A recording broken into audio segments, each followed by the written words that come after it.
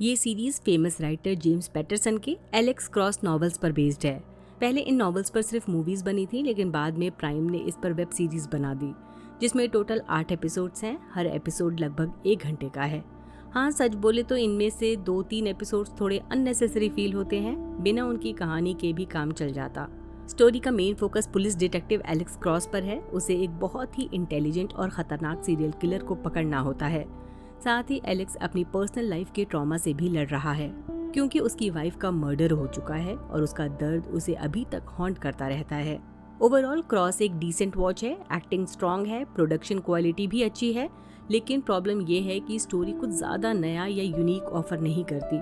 अगर आपको crime thrillers पसंद है तो एक बार देख सकते हैं, पर ये कोई मस्ट वॉच या स्टैंड आउट सीरीज नहीं बन पाती। कहानी की शुरुआत एक भीड़ भाड़ वाले रेस्टोरेंट से होती है, जहां 2 कपल्स रिलैक्स मूड में टाइम स्पेंड कर रहे हैं। साथ ही टीवी पर एक इम्पोर्टेंट फुटबॉल मैच चल रहा है। ये कपल्स हैं एलेक्स क्रॉस और जॉन सैम्पसन, जो Washington DC metropolitan police department में साथ काम करते हैं और जिगरी दोस्त भी हैं। उनके साथ उनकी पार्टनर्स मारिया और ओनिका भी होते हैं। एलेक्स और उसकी वाइफ मारिया के बीच रोमांस दिखाया जाता है, जो मजाक मजाक में दोस्तों को याद दिलाते हैं कि इनकी शादी को लंबा अरसा हो गया, फिर भी इनका प्यार जिंदा है। सब कुछ बिल्कुल नॉर्मल और खुशहाल लग रहा है, लेकिन इसी कंफर्ट के बीच एक पल आता है जब एलेक्स की पूरी जिंदगी हमेशा के लिए बिखर जाती है। मारिया रेस्टरूम जाती है और कुछ सेकंड बाद रेस्टोरेंट गोली की आवाज से गूंज उठता है। एलेक्स और जॉन फौरन उस तरफ भागते हैं, लेकिन तब तक बहुत देर हो चुकी होती है। एलेक्स देखता है मारिया बुरी तरह जख्मी है। वो एलेक्स की बाहों में अपना दम तोड़ देती है और एलेक्स लाचार उसे पकड़कर रोता रहता है। यहीं से एलेक्स की लाइफ पूरी तरह बदल जाती है और उसका पर्सनल ट्रॉमा सीरीज का एक बहुत इम्पोर्टेंट इमोशनल कोर बन जाता है।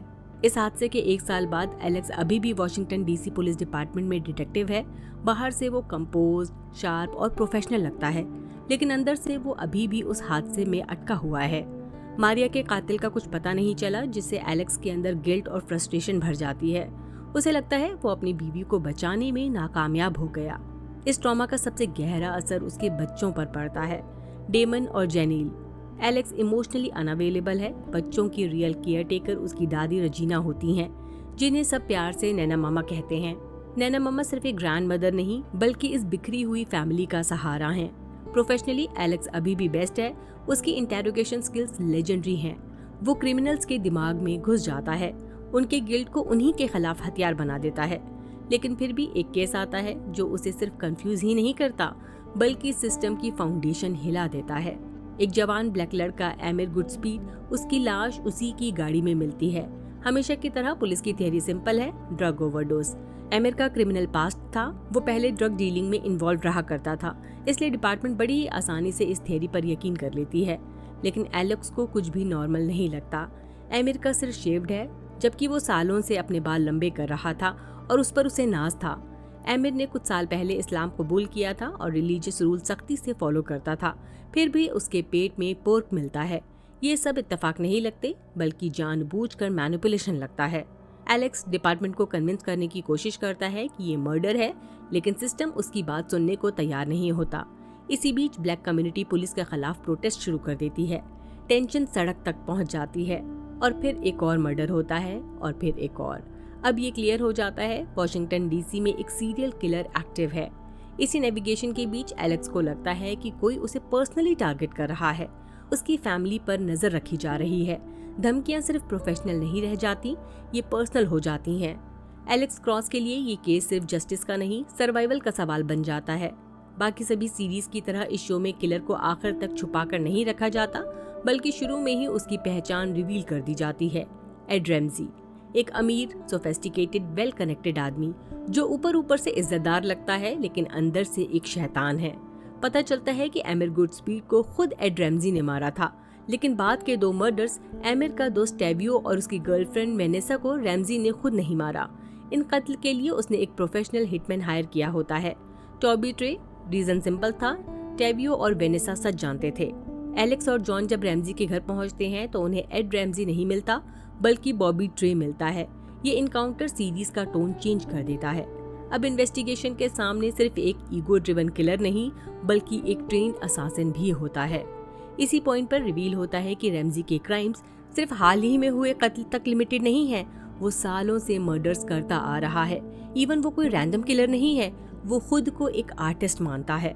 वो हिस्ट्री के बदनाम सीरियल किलर्स को आइडियलाइज करता है, उन्हें पूछता है। उसके घर में उन किलर्स के पर्सनल आइटम्स होते हैं, उनकी फोटोज होती हैं, उनकी एग्जीक्यूशंस की डिटेल्स होती हैं। रैमजी का ऑब्सेशन सिर्फ एडमायर करना नहीं है, वो उन किलर्स को रिक्रिएट करना चाहता है। उसका तरीका इतना खतरनाक है कि सुनकर भी डर लगता है। वो विक्टिम्स को उनके लुक्स के बेस पर चूज करता है, जो रियल लाइफ सीरियल किलर्स जैसे दिखते हैं। उन्हें किडनैप करता है, उनके अपीयरेंस को मॉडिफाई करता है, दांत, मेकअप, कभी प्लास्टिक सर्जरी, फिर उन्हें उसी तरह मार देता है जैसे ओरिजिनल सीरियल किलर को सजाए मौत मिली थी। फिर उन्हें वैसे ही आखिरी खाना खिलाता है जो उन किलर्स ने खाया था। इसी वजह से एमिर गुडस्पीड को टारगेट किया गया। रैमजी हर मर्डर की फोटो और वीडियो रिकॉर्ड करता है, बाद में उन्हें एक पर्सनल स्क्रैप बुक में चिपकाता है, असली सीरियल किलर की फोटोज के साथ। ये स्क्रैप बुक उसके लिए प्रूफ है, पर्पस है और आइडेंटिटी है। एमिर उसका 11वां विक्टिम होता है और अपनी 12th और फाइनल विक्टिम के लिए वो चूज करता है शैनन विटमेर, जो एलिन जैसी दिखती है। रैमजी का मानना है कि 12वें कत्ल के बाद उसका मास्टरपीस पूरा हो जाएगा, इसलिए वो शैनन को मारने के बाद रुकना चाहता है। एलेक्स को पता होता है कि शैनन के पास ज्यादा टाइम नहीं है, ये इन्वेस्टिगेशन अब एक टिकिंग क्लॉक बन जाती है। इसी दौरान रैमजी के पास्ट के सीक्रेट सामने आते हैं। एड की एक बड़ी बहन थी जो बचपन में मारी जाती है। इसके बाद उसकी माँ सदमे में चली जाती है और अपने जिंदा बेटे रैमजी से इमोशनली अपना नाता तोड़ लेती हैं। एलेक्स, जो साइकोलॉजी में पीएचडी है, इस नतीजे पर पहुंचता है कि रैमजी ने वॉयलेंट टेंडेंसीज अटेंशन पाने के लिए डेवलप की थी। बाद में रैमजी कन्फेस करता है कि उसने खुद अपनी बहन को मारा था सिर्फ माँ की अटेंशन पाने के लिए। ये रिवील रैमजी को और भी डिस्टर्बिंग बना देता है। वो सिर्फ ब्रोकन नहीं था, वो खतरनाक था। एड रैमजी हाई सोसाइटी और अथॉरिटीज में काफी पावरफुल है, इसलिए ये ऑब्वियस हो जाता है कि वो अकेले ये सब नहीं कर रहा। उसके पास लोग हैं जो उसकी मदद कर रहे हैं। सीरीज के दौरान हम देखते हैं कि रैमजी और उसका hired hitman Bobby tray police investigation में क्या प्रोग्रेस हो रही है ये पहले ही जान लेते हैं और अपना कदम उस हिसाब से प्लान करते हैं। यहीं से क्लियर हो जाता है कि पुलिस डिपार्टमेंट के अंदर ही कोई मोल है। आखिर में सबसे बड़ा ट्विस्ट रिवील होता है। रैमजी की सीक्रेट हेल्पर कोई और नहीं बल्कि लेफ्टिनेंट मैसी खुद होती है। उसे रैमजी ने अपनी तरफ बहुत ही वैल्यूएबल फेवर के जरिए किया होता है। मैसी और उसकी पार्टनर एक बच्चा अडॉप्ट करना चाहते थे, लेकिन ऑफिशियल एडॉप्शन प्रोसेस का कॉस्ट वो अफोर्ड नहीं कर पा रहे थे।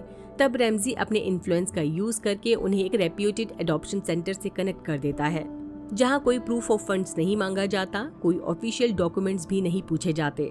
इस फेवर के बाद मैसी खुद को रैमजी की कर्जदार समझने लगती है।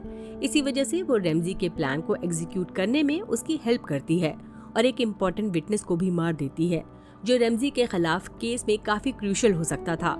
आखिरकार एलेक्स और जॉन को इस बिट्रियल का पता चल ही जाता है। सच सामने आने के बाद लेफ्टिनेंट मैसी खुद पुलिस के सामने सरेंडर कर देती है। सीरीज में ये भी दिखाया जाता है कि एड रैमजी के कनेक्शंस एक powerful politician senator Caitlin Goldman के साथ भी होते हैं। गोल्डमैन शुरू से ही रैमजी के अजीब बिहेवियर पर चुप रहती है। एक दिन गोल्डमैन रैमजी के घर पर खुद देखती है कि शैनन विटमेर भागने की कोशिश कर रही है और रैमजी उसे जबरदस्ती खींचकर बेसमेंट में वापस ले जाता है। ये क्लियरली एक क्राइम का सीन होता है, लेकिन फिर भी गोल्डमैन इंटरफेयर नहीं करती और ना ही पुलिस को कुछ बताती है। इसका रीजन बहुत डार्क है। रैमजी के पास गोल्डमैन की फैमिली से जुड़े कुछ राज होते हैं जो अगर पब्लिक हो जाएं तो उसका पॉलिटिकल करियर पूरी तरह खत्म हो जाएगा।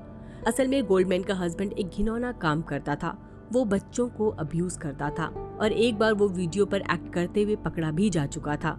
रैमजी को रईस और पावरफुल लोगों के लिए एक प्रॉब्लम सॉल्वर माना जाता था। इसी वजह से गोल्डमैन ने ये वीडियो टेप्स रैमजी को दे दी थी डिस्ट्रॉय करने के लिए, लेकिन रैमजी ने उन टेप्स को डिस्ट्रॉय करने की बजाय अपने पास ही रख ली ताकि फ्यूचर में ब्लैकमेल के लिए यूज कर सके। अब वो इन टेप्स का यूज गोल्डमैन को चुप रखने के लिए करता है और काफी टाइम तक ये प्लान कामयाब भी हो जाता है। लेकिन आखिरकार एलेक्स क्रॉस गोल्डमैन पर प्रेशर डालता है और उसे मजबूर करता है कि वो अपना सीक्रेट रिवील करे। बाद में ये भी पता चलता है कि डॉक्टर मार्ला डायन, जो एक कॉस्मेटिक सर्जन है, एड रैमजी को जवान दिखने में हेल्प करती थी। वो उसके क्राइम्स में भी इन्वॉल्व थी। डायन सिर्फ रैमजी पर काम नहीं करती बल्कि उसके विक्टिम्स को प्रिपेयर करने में भी मदद करती है। जैसे शैनन विटमैन के केस में डायन उसके चेहरे पर लगे गहरे कट का ट्रीटमेंट करती है ताकि डैमेज छुप जाए। इससे ये हिंट मिलता है कि वो हर केस में विक्टिम्स को सीरियल किलर जैसा लुक देने में एक्टिवली इन्वॉल्व रही है। वो असल में रैमजी के काम को एडमायर करती है। उसके लिए रैमजी एक ट्रू आर्टिस्ट है। इसी ट्विस्टेड एडमिरेशन की वजह से वो जेन्युइन इंटरेस्ट के साथ उसकी हेल्प करती है, जो उसे भी एक डिस्टर्बिंग क्रिमिनल बना देता है। आखिर में जब डैन शैनन की एग्जीक्यूशन देखने रैमजी के पास आती है, तब पुलिस उसे अरेस्ट कर लेती है और वो जेल चली जाती है। सीजन के आखिर में एक और मेजर ट्विस्ट आता है। जब पुलिस एड रैमजी को कॉर्नर करती है, तब वो खुद को एक इंजेक्शन लगा लेता है और सबको लगता है कि उसने खुद को मार लिया।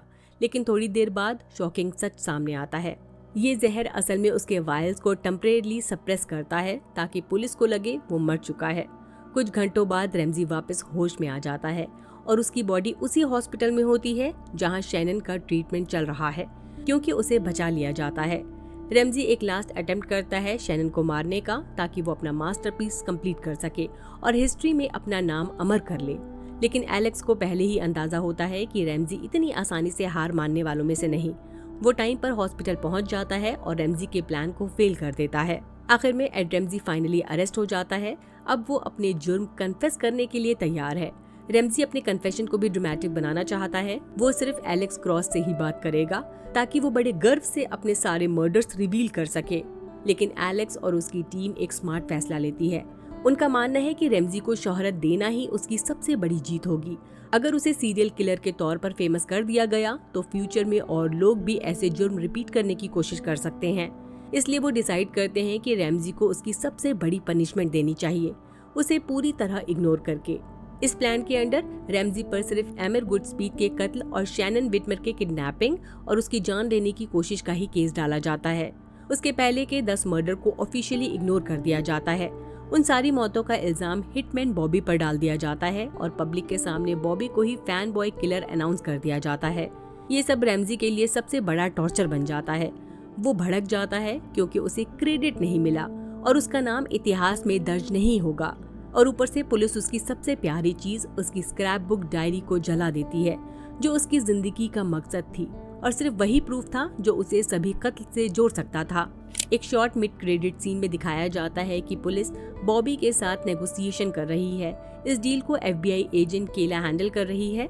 बॉबी खुद भी प्रॉब्लम में होता है। रैमजी ने उसे $1 मिलियन पेमेंट का प्रॉमिस किया था, लेकिन रैमजी अरेस्ट हो चुका है, इसलिए पैसा मिलने का चांस ऑलमोस्ट 0 है।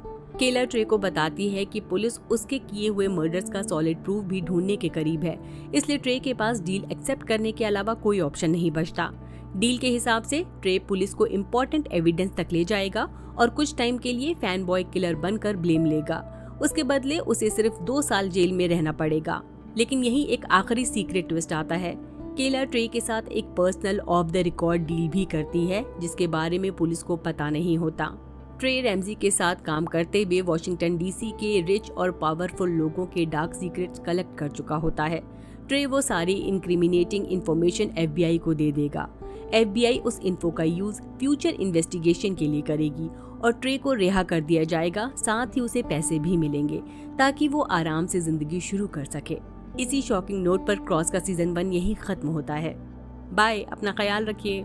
मेरा वीडियो आपको कैसा लगा कमेंट सेक्शन में जरूर बताएं। अगर पसंद आया हो तो लाइक करें, चैनल को सब्सक्राइब करना न भूलें।